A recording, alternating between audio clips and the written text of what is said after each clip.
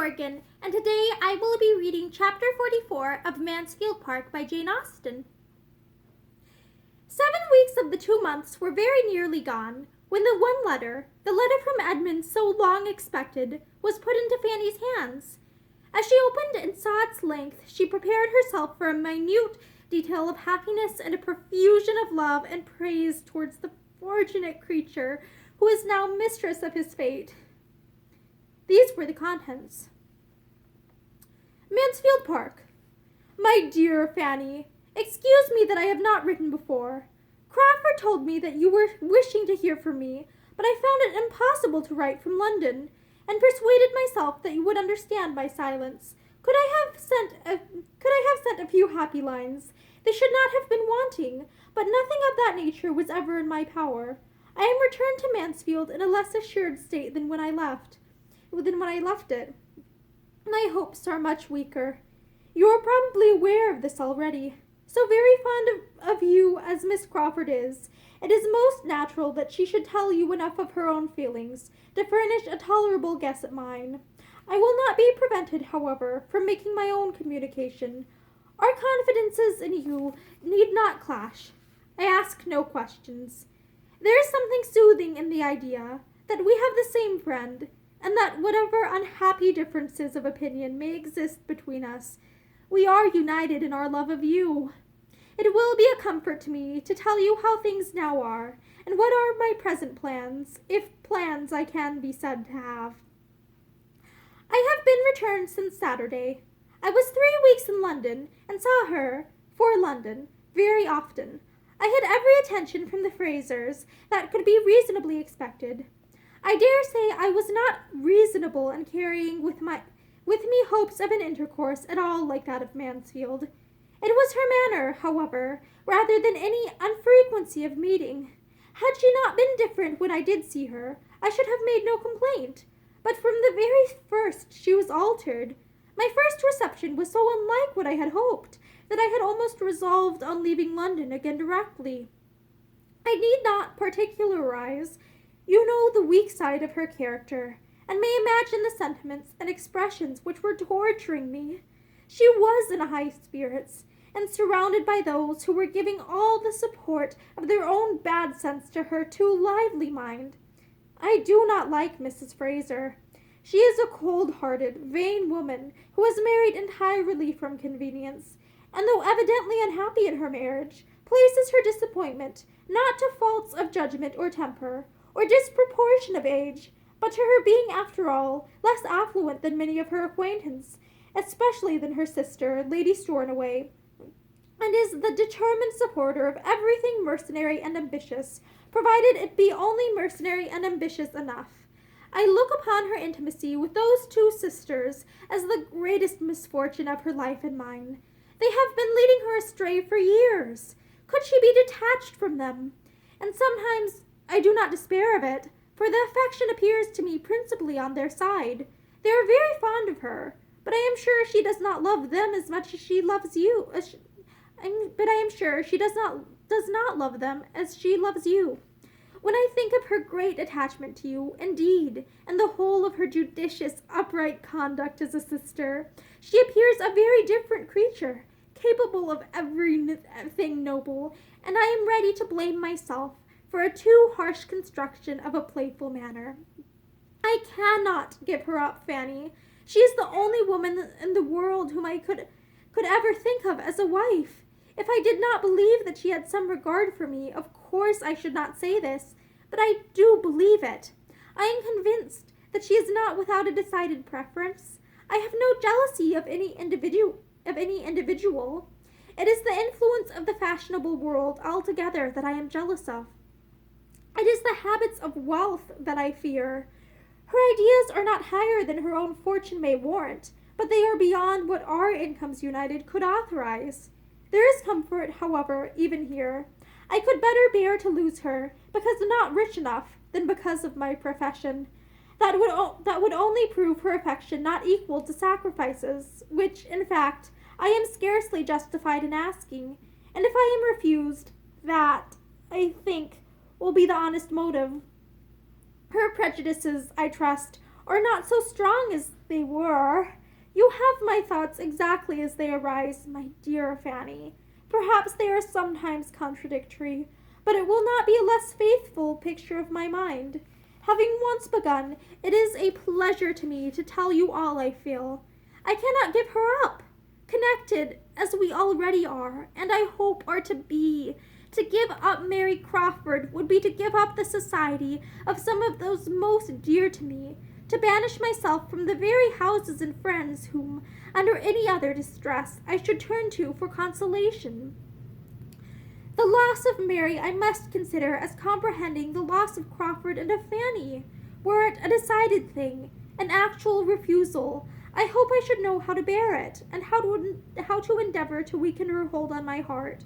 And, in the course of a few years, but I am writing nonsense. Were I refused, I must bear it. Until I am, I can never cease to try for her. This is the truth. The only question is, how? What may be the likeliest means? I have sometimes thought of going to London again after Easter, and sometimes resolved on doing nothing till she returns to Mansfield. Even now, she speaks with pleasure of being in Mansfield in June. But June is at a great distance, and I believe I shall write to her. I have nearly determined on explaining myself by letter. To be at an early certainty is a material object. My present state is miserably irksome. Considering everything, I think a letter will be decidedly the best method of explanation. I shall be able to write much that I could not say, and shall be giving her time for reflection before she resolves on her answer, and I am less afraid of the result of reflection than of an immediate hasty impulse. I think I am. My greatest danger would lie in her consulting Mrs. Fraser, and I, at a distance, unable to help my own cause.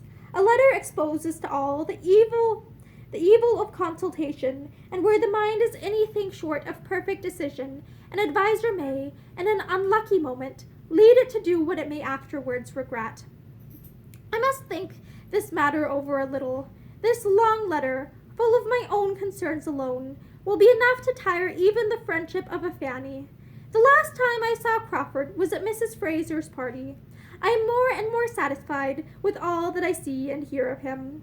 There is not a shadow of wavering. He thoroughly knows his own mind, and acts up to his resolutions in an inestimable quality. I could not see him and my eldest sister in the same room without recollecting what you once told me, and I acknowledge that they did not meet as friends. There was marked coolness on her side. They scarcely spoke. I saw him draw back surprised, and I was sorry that Mrs. Rushworth should resent any former supposed slight to Miss Bertram. You will wish to hear my opinion of Maria's degree of comfort as a wife. There is no appearance of unhappiness. I hope they get on pretty well together. I dined twice in Wimpole Street, and might have been there oftener, but it is mortifying to be with Rushworth as a brother. Julia seems to enjoy London exceedingly. I had little enjoyment there, but have less here. We are not a lively party. You are very much wanted. I miss you more than I can express. My mother desires her best love, and hopes to hear from you soon. She talks of you almost every hour, and I am sorry to find how many weeks more she is likely to be without you. My father means to fetch you himself, but it will not be till after Easter, when he has business in town. You are happy at Portsmouth, I hope, but this must not be a yearly visit. I want you at home, that I may have your opinion about Thornton Lacey. I have little heart for extensive improvements till I know that it will ever have a mistress. I think I shall certainly write. It is quite settled that the Grants go to Bath. They leave Mansfield on Monday. I am glad of it. I am not comfortable enough to be fit for anybody, but your aunt seems to feel out of luck that such an article of Mansfield news should fall to my pen instead of hers. Yours ever, my dearest Fanny. I never will. No, I certainly never will wish for a letter again, was Fanny's secret declaration as she finished this. What do they bring but disappointment and sorrow? Not till after Easter. How shall I bear it? And my poor aunt talking of me every hour. Fanny checked the tendency of these thoughts as well as she could, but she was within half a minute of starting the idea that Sir Thomas was quite unkind, both to her aunt and to herself. As for the main subject of the letter, there was nothing in that to soothe irritation. She was almost vexed into displeasure and anger against Edmund. "There is no good in this delay," said she. "Why is not it settled? He is blinded, and nothing will open his eyes, nothing can, after having had truths before him so long in vain. He will marry her, and be poor and miserable. God grant that her influence do not make him cease to be respectable."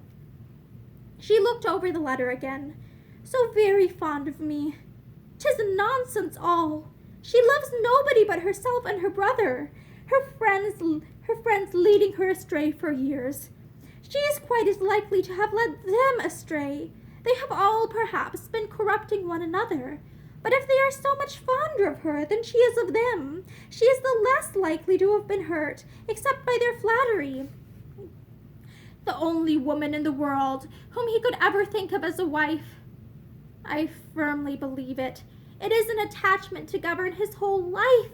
Accepted or refused, his heart is wedded to her forever. The loss of Mary I must consider as comprehending the loss of Crawford and Fanny. Edmund, you do not know me. The families would never be connected if you did not connect them. Oh, right. Finish it at once. Let there be an end of this suspense. Fix, commit, condemn yourself." Such sensations, however, were too near akin to resentment to be long guiding Fanny's soliloquies. She was soon more softened and sorrowful. His warm regard, his kind expressions, his confidential treatment touched her strongly. He was only too good to everybody. It was a letter, in short, which she would not but have had for the world, and which could never be valued enough. This was the end of it. Everybody at all addicted to letter writing, without having much to say, which will include a large proportion of the female world at least, must feel with Lady Bertram that she was out of luck in having such a capital piece of Mansfield news as the certainty of the Grants going to Bath occur at a time when she could make no advantage of it, and will admit that it must have been very mortifying to her to see it fall to the share of her thankless son, and treat it as concisely as possible at the end of a long letter, instead of having it to spread over the largest part of a page of her own. For though Lady Bertram rather shone in the epistolary line, having early in her marriage, from the want of other employment, and the circumstance of Sir Thomas's being in Parliament, got into the way of making and keeping correspondence, and formed for herself a very creditable, commonplace, amplifying style, so that a very little matter was enough for her. She could not do entirely without any. She must have something to write about, even to her niece, and being so soon to lose all the benefits of Dr. Grant's gouty symptoms and Mrs. Grant's morning calls, it was very hard upon her to be deprived of one of the last epistolary uses she could put them to. There was a rich amends, however, preparing for her. Lady Bertram's hour of good luck came. Within a few days from the receipt of Edmund's letter, Fanny had one from her aunt, beginning thus: "My dear Fanny, I take up my pen to communicate some very alarming intelligence, which I make no doubt will give you much concern." This was a great deal better than to have to take up the pen to acquaint her with all the particulars of the Grants' intended journey, for the present intelligence was of a nature to promise occupation for the pen for many days to come, being no less than the dangerous illness of her eldest son, of which they had received notice by express a few hours before. Tom had gone from London with a party of young men to Newmarket, where a neglected fall and a good deal of drinking had brought on a fever, and when the party broke up, being unable to move, had been left by himself at the house of one of these young men, to the comforts of sickness and solitude, and the attendance only of servants. Instead of being soon well enough to follow his friends, as he had then hoped, His disorder increased considerably, and it was not long before he thought so ill of himself as to be as ready as his physician to have a letter dispatched to Mansfield. "This distressing intelligence, as you may suppose," observed her ladyship, after giving the substance of it, "has agitated us exceedingly, and we cannot prevent ourselves from being greatly alarmed and apprehensive for the poor invalid, whose state Sir Thomas fears may be very critical. And Edmund kindly proposes attending his brother immediately, but I am happy to add that Sir Thomas will not leave me on this distressing occasion, as it would be too trying for me. We shall greatly miss Edmund in our small circle, but I trust and hope he will find the poor invalid in a less alarming state than might be apprehended, and that he will be able to bring him to Mansfield shortly, which Sir Thomas proposes should be done, and thinks best on every account, and I flatter myself the poor sufferer will soon be able to bear the removal without material inconvenience or injury. As I have little doubt of your feeling for us, my dear Fanny, under these distressing circumstances, I will write again very soon." Fanny's feelings on the occasion were indeed considerably more warm and genuine than her aunt's style of writing. She felt truly for them all. Tom dangerously ill, Edmund gone to attend him, and the sadly small party remaining at Mansfield, where cares to shut out every other care, or almost every other. She could just find selfishness enough to wonder whether Edmund had written to Miss Crawford before this summons came, but no sentiment dwelt long with her that was not purely affectionate and disinterestedly anxious. Her aunt did not neglect her. She wrote again and again. They were receiving frequent accounts from Edmund, and these accounts were as regularly transmitted to Fanny in the same diffuse style, and the same medley of trusts, hopes, and fears, all following and producing each other at haphazard. It was a sort of playing at being frightened. The sufferings which Lady Bertram did not see had little power over her fancy, and she wrote very comfortably about agitation and anxiety and poor invalids till Tom was actually conveyed to Mansfield, and her own eyes had beheld his altered appearance. And then a letter which she had been previously preparing for Fanny was finished in a different style, in the language of real feeling and alarm. Then she wrote as she might have spoken. "He is just come, my dear Fanny, and is taken upstairs, and I am so shocked to see him that I do not know what to do. I am sure he has been very ill. Poor Tom, I am quite grieved for him, and very much frightened, and so is Sir Thomas, and how glad I should be if you were here to comfort me. But Sir Thomas hopes he will be better tomorrow, and says we must consider his journey." The real solicitude now awakened in the maternal bosom was not soon over. Tom's extreme impatience to be removed to Mansfield, and experience those comforts of home and family which had been little thought of in uninterrupted health, had probably induced his being conveyed thither too early, as a return of fever came on, and for a week he was in a more alarming state than ever. They were all very seriously frightened. Lady Bertram wrote her daily terrors to her niece, who might now be said to live upon letters, and pass all her time between suffering from that of today, and looking forward to tomorrow's, without any particular affection for her eldest cousin. Her tenderness of heart made her feel that she could not spare him, and the purity of her principles added yet a keener solicitude when she considered how little useful, how little self-denying his life had apparently been. Susan was her only companion and listener on this, as on more common occasions. Susan was always ready to hear and to sympathize. Nobody else could be interested in so remote an evil as illness, in a family above an 100 miles off. Not even Mrs. Price, beyond a brief question or two if she saw her daughter with a letter in her hand, and now and then the quiet observation of, my poor sister Bertram must be in a great deal of trouble." So long divided, and so differently situated, the ties of blood were little more than nothing. An attachment originally as originally as tranquil as their tempers, was now become a mere name. Mrs. Price did quite as much for Lady Bertram as Lady Bertram would have done for Mrs. Price. 3 or 4 Prices might have been swept away, any or all, except Fanny and William, and Lady Bertram would have thought little about it, or perhaps might have caught from Mrs. Norris's lips the cant of its being a very happy thing, and a great blessing to their poor dear sister Price to have them so well provided for. And that is the end of chapter 44. Thank you and have a great day.